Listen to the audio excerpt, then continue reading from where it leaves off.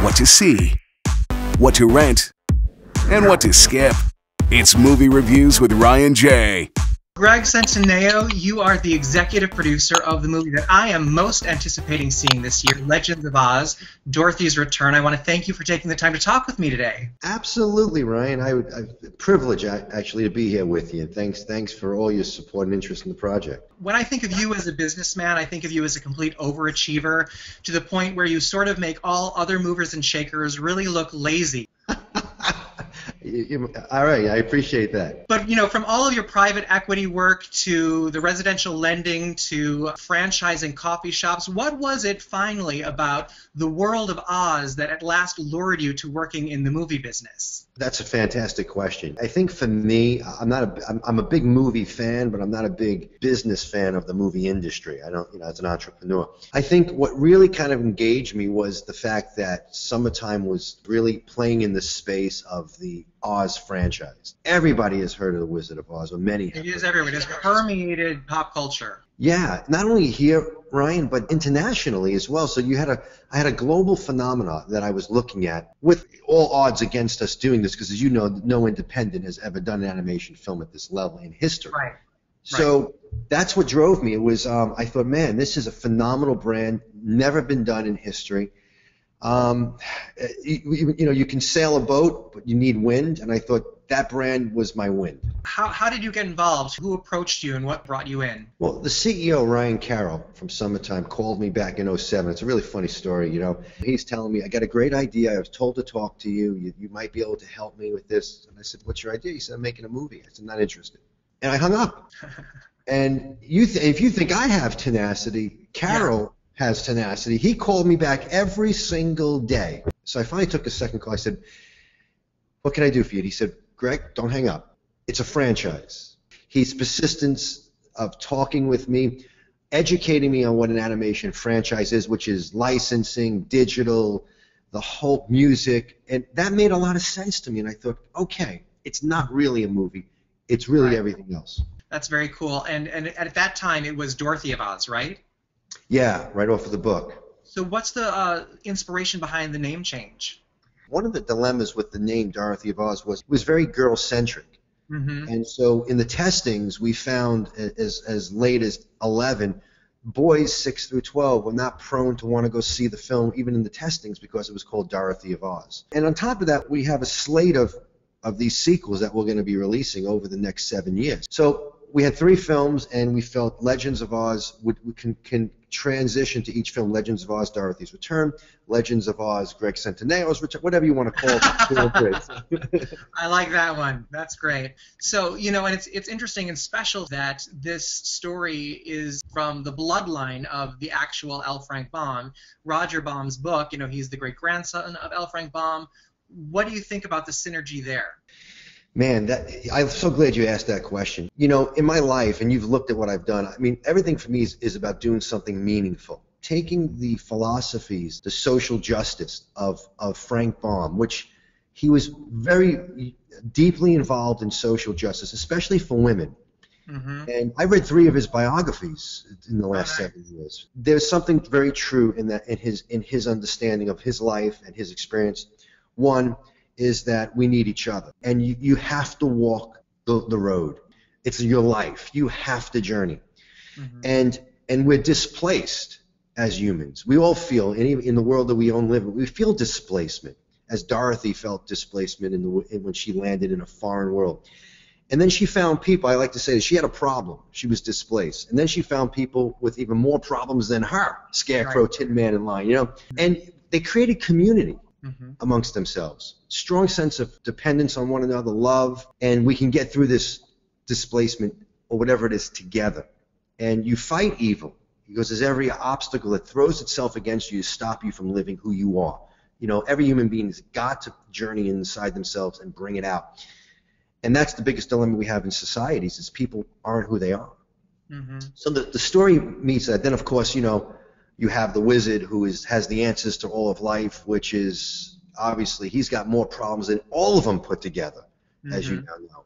So I took the stories, I took the understandings of L. Frank Baum. I related to that because that's my journey in life too, to create community and have a sense of belonging with other humans and to get through this together.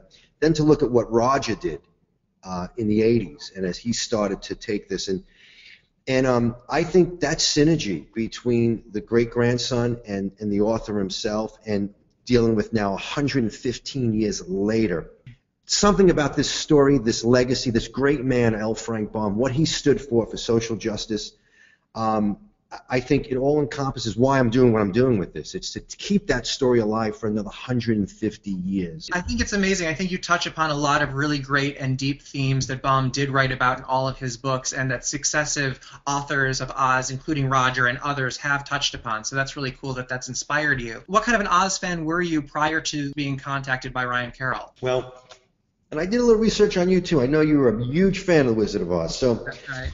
I always liked The Wizard of Oz. I remember watching it as a child. I remember the den I was in when I was 6, 7 years old, watching the movie, horrified with the monkeys and the witch. But it was there for me. It was something that I appreciated. But I don't sing. But there was one song that I would sing in the shower for years, and it was Somewhere Over the Rainbow. I only knew one line of it, but I would always sing that song. And it was funny. How does that song go? No, I'm gonna try. I'm not in the shower. I'm not in the. If I go in the shower, I'll sing it. I'll let you off the hook. So there was something about that resonated with me. That where I would sing that song in the shower. Something about that melody that I would, and the rainbow. So I wasn't an Ozite. You know what I mean? I certainly respected. I didn't understand the themes of The Wizard of Oz until I started to engage in it. Mm-hmm. Very cool. And you touched upon music, obviously Over the Rainbow being the most iconic anthem of Oz. But what can you tell us about, because I've only heard clips from the music, what are you most excited about? What turns you on in terms of the music of this film? The musical score is phenomenal. When we screened the film in Santa Monica during the festival a few months ago, the theater was packed. Nobody moved during the film. Film was great. Got a rounding ovation after it was done. And then nobody moved during the credits and the score. I've never seen that ever. They incorporated a lot of the concept art into the credits with the musical score. The score is beautiful. I mean, but tell me what about, I mean, is Leah Michelle's voice going to, when she opens up and sings, I mean, I get chills when I watch Glee. Are we all going to get chills when we see Legends of Oz? You are. Leah brings it to the level that we would expect it to be at, musically speaking. I mean, you can't ask for a better female vocalist to be in one of the most iconic themes or brands in the world. And the soundtrack with 8 original songs now in the film is really beautiful. Leah performs 3 of them in the film. And I don't want to forget Megan Hilty. She's got her voice is astonishing as well, and she sings in the film too. I mean, there's a duet between her and Marshall Mallow that is with Leah. Actually, what do you call it? A triet or something? A trio? Right. Sure. The music is phenomenal. I will tell you. What about, do you have Bernadette Peters as Glinda singing at all? Well, we don't. Believe it or not, Bernadette does not sing in the film. Okay. I'm psyched about her casting, though, because I know she was sort of added later in the game, right? You know, yeah, we expanded that role in 2011. Oh, okay. Yeah. And so we wanted to get a really great name, and who else other than Bernadette Peters, who did a great job in the movie. No, I think that is an amazing casting. What was it like at Cannes? Oh, Cannes was really an experience for us. You know, it was our industry come out party, if you would. I equate what we did. My analogy is like showing up at the base of Mount Everest, and Disney's there, and DreamWorks is there, and Pixar is there, and Sony is there, and we show up and we've got a T-shirt on and shorts and sandals and a Zephyr Hills bottle of water. We say to them, we're going to climb Mount Everest with you. And they got hundreds of thousands of dollars of equipment. And they look at us and said, these guys will be dead in 25 minutes. It was that type of journey for us. Yeah, it is an incredibly ambitious undertaking, and it's amazing that you are able to compete now at the level that you are. It's really, really a testament to your faith and will in the project. Well, you know, Ryan Carroll and his brother Roland, who have really, you know, they birthed the vision in 2005 with their team. But it's been such a collaborative effort. You cannot do anything, let alone something of this magnitude, without a huge group of people. Mm-hmm. And when you refer to this movie as a franchise, there's sort of like a multi-industry franchise for this, correct? Yeah, it's all happening. It's all coming to fruition. We have an episodic Bible done now on the film for an ongoing television cable series now being pitched to the networks. We're adapting the script for live stage. Hopefully that'll be a Broadway show one day is really what we're hoping for. I can't guarantee these things, of course, Right. but we're designing it to have a really large platform of exposure. Merchandising is great. I mean, we have dozens of licensing deals now with some of the largest companies in the world. They'll be putting out some great Legends of Oz products. Matter of fact, next month, Nintendo DS puts out the Legends game.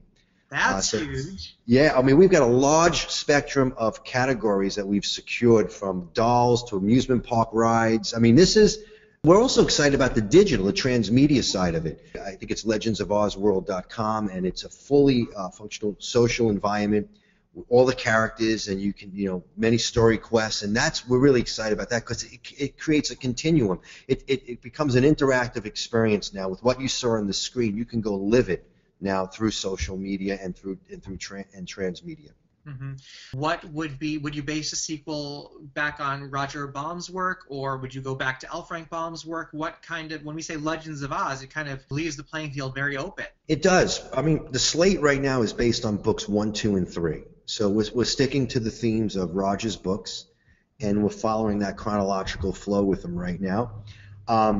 And the television series is going to be based on the other 4 books, that we have as well. So we're staying pretty true to Roger's collection and his overall themes of what he wanted to see happen. Very cool, very cool. Well, Greg, I mean, this is also amazing and a very, very exciting time. I think you are absolutely primed for a huge summer blockbuster here. Yeah, thanks, Ryan. Appreciate it. Professionally, I want to congratulate you, but personally, I want to thank you for bringing Oz into such the forefront again this year. So thank you very, very much. Thank you, Ryan, for having us. And again, a big team that's responsible for this, and my gratitude to them in this endeavor. Thanks, buddy. Appreciate it.